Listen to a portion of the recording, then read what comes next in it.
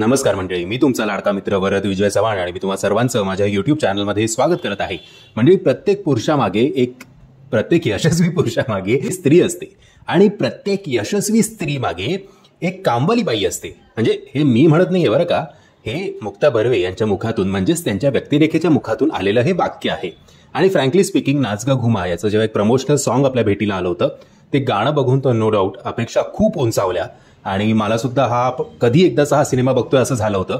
But थोडा आत्ता हा टीजर किंवा ही काही झलक आपल्याला बघायला मिळालेली आहे.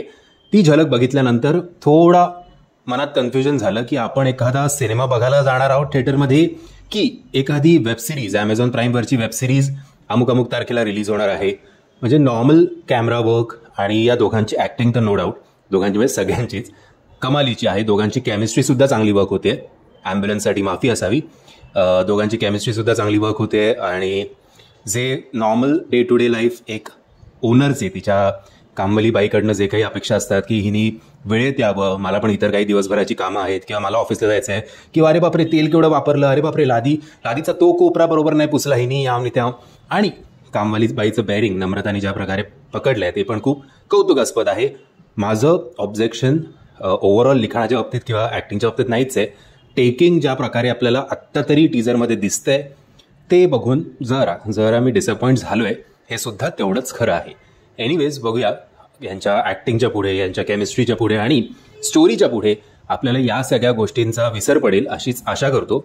आणि थोडं प्रत्येक मराठी फिल्म मेकर्सनी पण लक्षात, आय थिंक त्यांच्या येते ही गोष्ट, पण माहिती नाही काय होतंय. 2024 सालच्या मनाने सिनेमे तसे एक्सपिरियन्स नाही देत आहेत किंवा काय माहिती नाही मला. बट असो, मी तरी अशी आशा करतो की हे सगळं जे आहे ते माझं चुकीचं ठरावं आणि हा सिनेमा नाच ग घुमा जो काही आहे बॉक्स ऑफिसवर तसाच तांडव करेल, नाचेल मोठमोठ्याने थैथ्याट आणि इतर कुठलाही रिजनलचे किंवा बॉलिवूड सिनेमे याच्यासमोर उभे राहू शकणार नाहीत, हीच देवाकडे प्रार्थना. म्हणजे जर तुम्ही हा टीजर बघितला नसेल तर त्याची लिंक मी तुम्हाला खाली डिस्क्रिप्शन बॉक्समध्ये देतोय. मी आशा करतो तुम्हाला हा व्हिडिओ आवडला असेल. जर तुम्हाला हा व्हिडिओ आवडला असेल तर प्लीज या व्हिडिओला लाईक, शेअर आणि चॅनलला सबस्क्राईब करायला विसरू नका. जय हिंद, जय महाराष्ट्र.